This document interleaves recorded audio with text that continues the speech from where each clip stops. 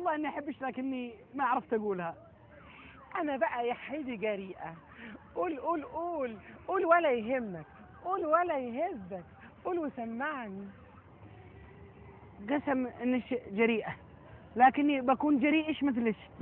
انا فعلا احبش واموت فيش، وقسم انش انت يعني حرمة حلوة وخدودش هذه زي القوطة، وانا احبش دلوقتي. كلامك حلو قوي يا مف. بصي بقى يا بريجيت، في حاجات لازم نتفاهم عليها انا وانتي. التوبة.